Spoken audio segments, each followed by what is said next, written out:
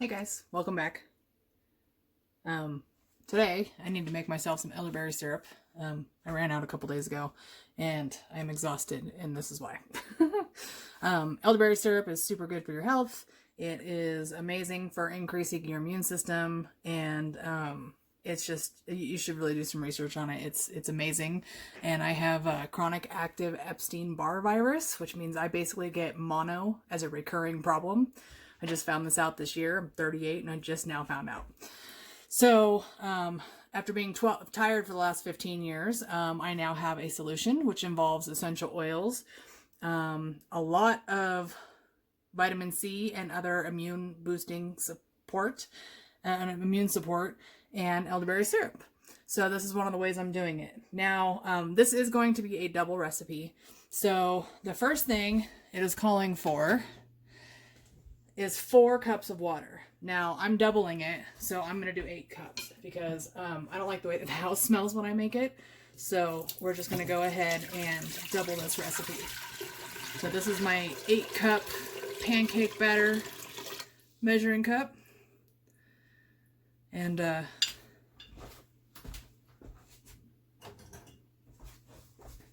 that's done. So it also wants 1 cup of dried elderberries. Now I am, again, doubling it. So 2 cups of dried elderberries. I have gotten them off of Amazon. This is the brand. There will be an affiliate link. There's an affiliate link down below.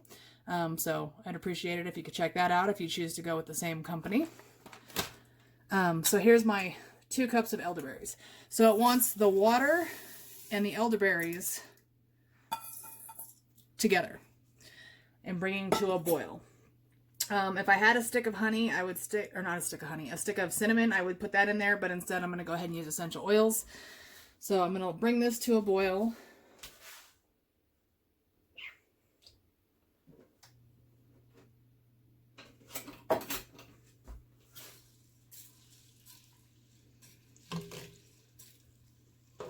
Make sure everything's nice and wet. So you can see elderberries. Soon I will have my own plants, now that I know how to propagate them. Okay. So what's going to happen is I'm going to bring those 2 items to a boil. And as those boil, after they get done boiling, I'm going to let it sit for about 45 minutes to an hour, probably closer to an hour since it is a double batch. It needs to cool down. And then I'm going to put 1 cup of honey in there. But like I said, I'm doubling, so it will be 2 cups of honey when the time comes. So I'll be right back. Hey guys. So while we're waiting for this to boil, I went ahead and put the lid on to trap the heat to make this go a little faster. So I wanted to talk to you about what essential oils I'm going to be using. Now, just to let you know, I have researched several companies. I am overly educated in this particular topic. Spent a lot of time researching, and after 12 different companies, and granted there's hundreds of companies, yes, I know, but the one I chose to go with that I feel safest with is Young Living. By the time when this video comes out, I may or may not have a blog post about it on my website, boobsvila.com. Now, and I'll get into all that. But if you have a company that you feel safe ingesting, then essential oils can go in your elderberry syrup. Now, if you don't have a company that you feel safe ingesting, then don't. You don't have to add essential oils to this. I just prefer to. You can use herbs, you can use whatever you want. I just want to use my essential oils because I would like the best pack in my punch. So basically what's going to happen is we're going to go ahead and use Young Living's Lemon Vitality. These white labels indicate that they are for ingestion. They are safe to eat. They are generally regarded as safe by the FDA. So knowing that and knowing where they come from, that's pretty important to me. So lemon essential oil, if I was doing a single batch, would get 5 drops. I'm going to double it. That'll get 10 drops. It also calls for 5 drops of a citrus oil. I'm using our Vitality Citrus Fresh That'll also be doubled to 10 drops. And then cinnamon bark, which will also be doubled to 10 drops. This stuff is actually really tasty. Oh, it's boiling. There we go. Okay. Let it boil for a minute.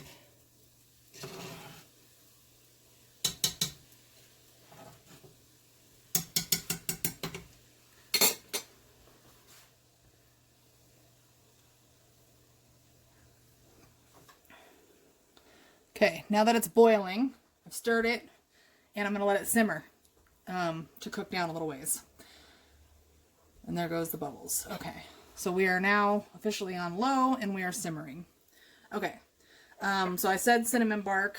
The next essential oil is going to be clove, and that one is only going to be 4 or 5 drops. It actually says 2 drops per batch, and like I said, I'm doing a double batch, so I'm going to go ahead and probably round it up to 4 or 5. Same with Young Living's Thieves Vitality. Now, lavender is definitely optional, but being that I'm using local honey, our local honey, you know, it has the antihistamines from the local bee pollen, so I'm using it also to combat pollen issues. So lavender happens to have very good antihistamine properties in and of itself. So for me, I'm going to put lavender in this, and probably just 2 drops for a single batch, probably 5 drops for a double batch. And that will give me additional pollen fighting capability. And then last but not least is going to be ginger. I don't like ginger. You can put grated ginger in your mix if you would like. I don't like it, but it's really good for you. It's amazing for your digestive tract. So I'm going to add this, but 1 to 2 drops, maybe. I might do 2 because it's a double batch, but it takes some getting used to if you're not a ginger fan. So I am going to put this in there for the properties that I'm looking for. However, I'm not claiming that it tastes good. Okay? So those are the essential oils I'm going to throw in this. I'm going to let this simmer for, 30 minutes. And then once it simmers, once it's done simmering, it will, I'll let it cool. And then once it cools, I will strain out all of the elderberries. And once the elderberries are strained out, then I'll add my honey. And like I said, I am using our local honey. I recommend local honey if you have pollen issues. This is for us here in Reno. So, a single recipe calls for 1 cup. So I'm going to put 2 cups in once everything cools down. And you don't want to put it in when your batch is really hot, because it could reduce some of the properties that you're looking for. So as a result, I'm going to go ahead and just do, wait till it cools down, but not totally cold, or else it won't mix in very well. But I'm not adding sugar, I'm adding honey, so it's a healthier sugar and sweetener. Okay, be back in a little while. And we're back. The beeper's going. All right, so it's been about 32 minutes since I've been putting it on a simmer. I've stirred it a few times.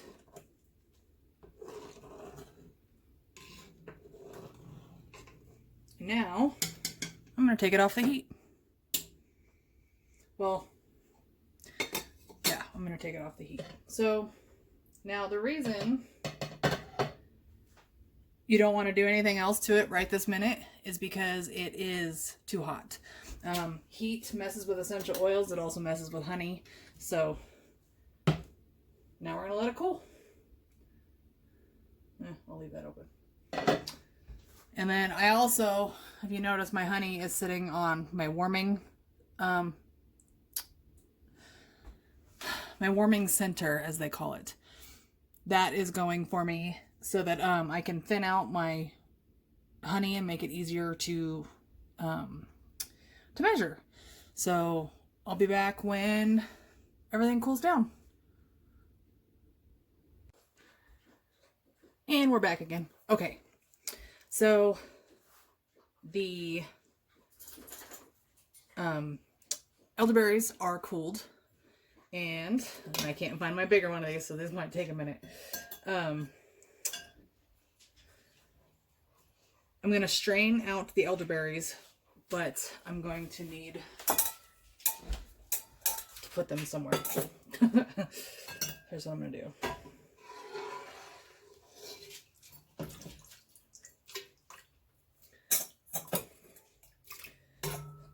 When I get done, I will squeeze all these with my citrus squeezer and get as much juice as I can.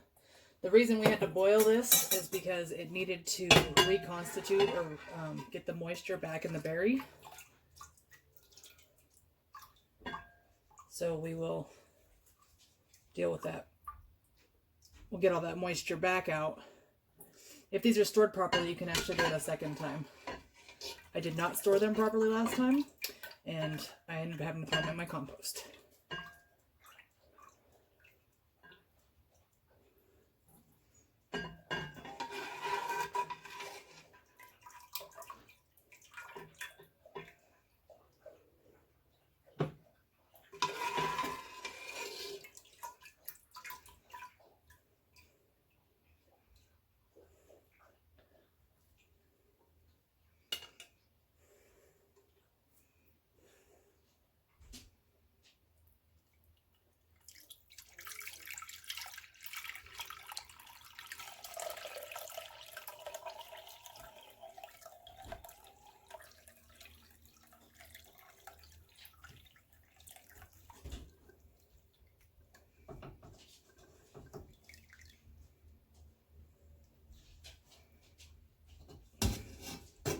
Like I said, I'll juice those before this is over, but for the purpose of this video, let's get on with the show, shall we?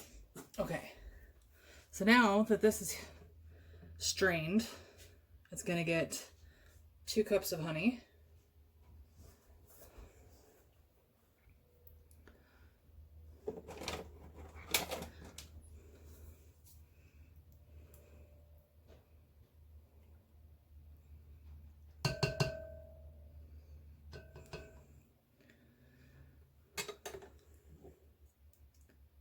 And like I said, this is double, so it would normally just get the 1 cup. Ooh.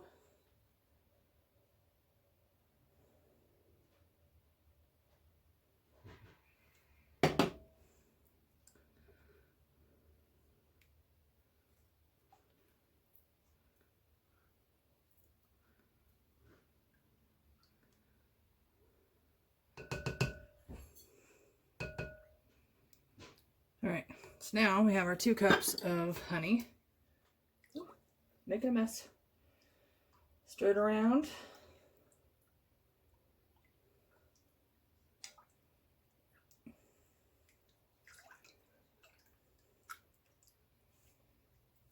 So this is what gives it its thickness, is taking it down to a simmer. Letting it simmer for a while, it reduces. This one's actually a little runnier than last time, so I may not have simmered it as long as last time. But the honey makes a really good dispersal agent for the essential oils, because essential oils float on water, because they are not water soluble, they are fat soluble. So, because they're fat soluble, or non-water soluble, they would have just floated had I not put the honey in there. There's still honey on my spatula, and I don't want to use my spatula for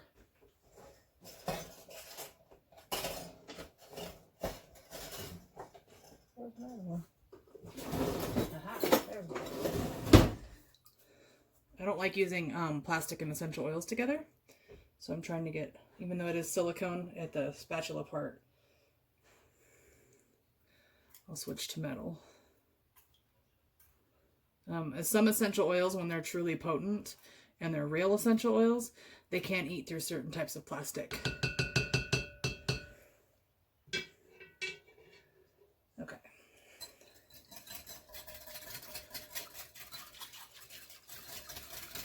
Make sure I get this nice and mixed up. All right. Now, on to my essential oils.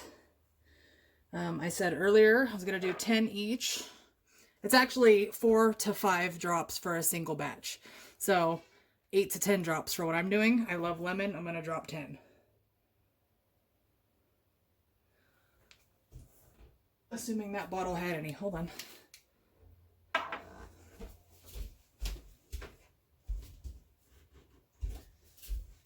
Okay, well, I'm adding lemon later for the purposes of this video. All right, citrus fresh. Here comes 10. 2, 3, 4, 5, 6, 7, 8, 9, and 10. And again, if you are not a fan of ingesting essential oils, you don't have to do this. If you don't want to use essential oils, you don't have to. This is just my own addition for flavoring. Putting in some cinnamon bark. Really good for blood sugar support. 1, 2, 3, 4, 5, 6, 7, 8, 9, and 10. And this is actually going to be a little spicy. And since I did not have cinnamon sticks, that'll give me that extra spice. All right, and now for clove.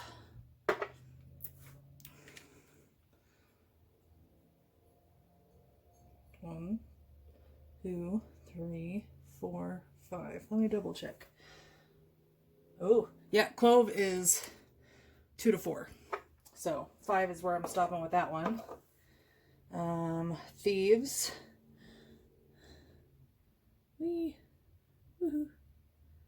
You can do it. Wow, that is not focusing. There we go. Thieves is 2 drops per batch, so I'm going to do 5. Are you kidding me? I grabbed another empty bottle. 1, 2, 3, 4, 5. Okay. I was like, I know I checked these bottles. Okay, so there's 5 drops of Thieves. I told you I was going to put in a couple drops of ginger. I'm not a fan of ginger, but it's good for me. So 1, 2, ooh, and it's still got 3. Been doing this for 3 years and I still get extra drops. And lavender. So lavender, like I said, has really good antihistamine properties as a plant itself. So 1, 2, 3, 4, 5. 5 will work for me. All right, so all I have left is the lemon, and I'll get that later. Mix it around. Now my last batch, when I did this with a different recipe, only actually filled up an entire quart. I grabbed 4 half pints. Since I still need to strain out this, I can still feel a lot of moisture in there. So I'm going to go ahead and strain all that stuff out, put it in here, and then I'm going to bottle it in my mason jars. So that's it. That's all there is to elderberry syrup. And it doesn't take all that long as far as like standing over the stove, but it does take time for it to cool.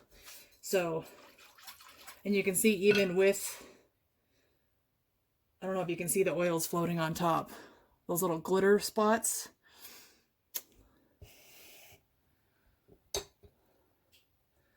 Those are the essential oils. So even with honey, it still doesn't disperse as well, but it's better than nothing at all. So just make sure you shake it before you stir it before you pour it. I grabbed 4 half pints or half quarts. So pints, 4 pints. That's what I grabbed. I have 4 of these here. I think I'm actually going to need more because it did not reduce down that far. So, and I'm going to get more out of the elderberries. So it's that simple. Pour it in later and call it done. Well, thanks for spending your time with me. Have a good one.